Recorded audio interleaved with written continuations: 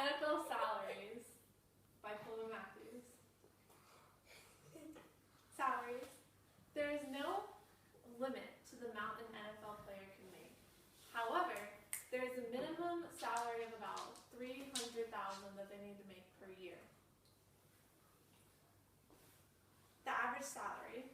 Technically, the average is about $3 million, but realistically, it's between $2 to $4 million. NFL income. The NFL made a massive revenue of $7.24 billion in the 2014 season with all 32 teams.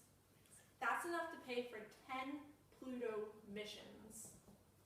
Each team received about $226.4 million as part of the split. So obviously, we as Americans really like our football if we're willing to give that much to just one company.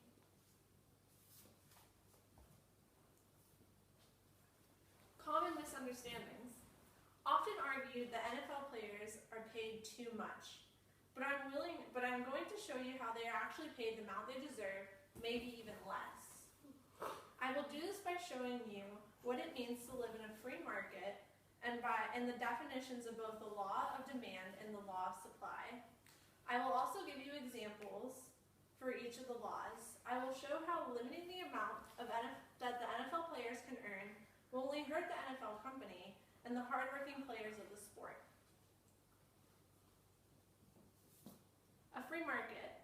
A free market is defined as a summary term for the array of exchanges that take place in society.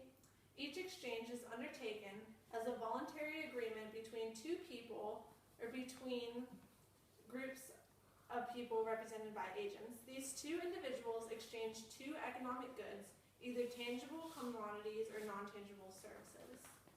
America has a capitalist market, or also called a free market.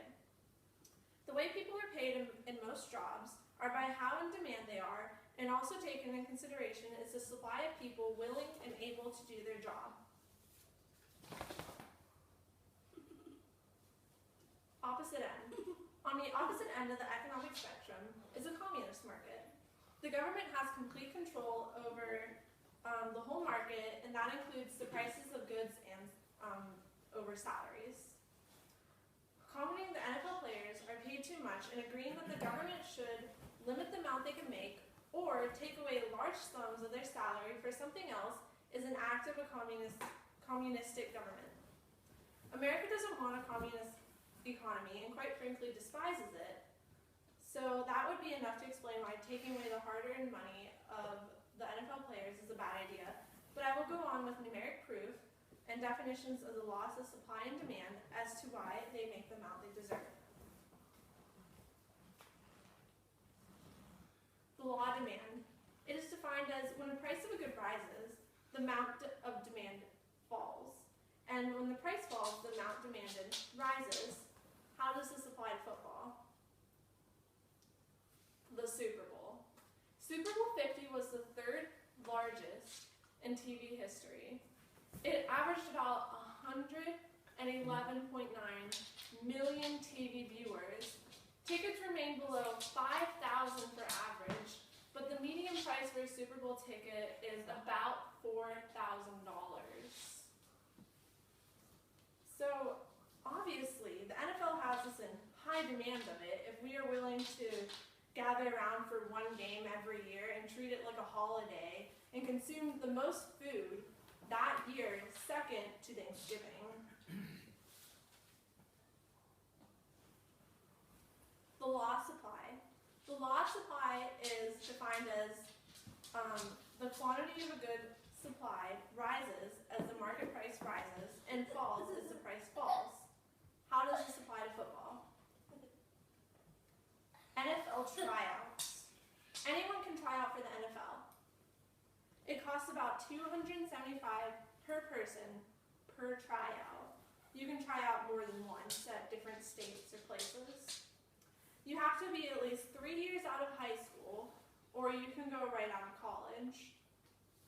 More than 3,000 people tried out in the off-season of 2014, and that is at least $825,000 of bonus profit because honestly, almost no one makes it who tries out without being drafted. Opposite end.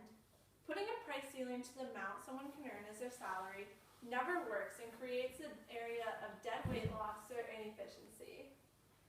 If the government was to step in and reduce the players' salaries with the intention of giving it to charity or some organization, the players would simply leave the market and the NFL would suffer a loss with the sudden decrease in supply, and with less supply of players, the price will go up for everything in the NFL and demand would ultimately go down.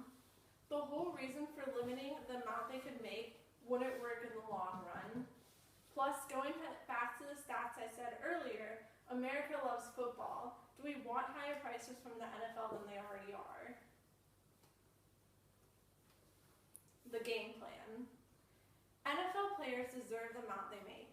The demand and supply for NFL players are both high, and the company is definitely prospering more and more each year, so you can almost say they earn less than they deserve.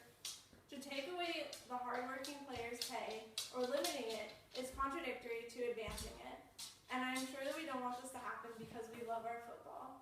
Thank you.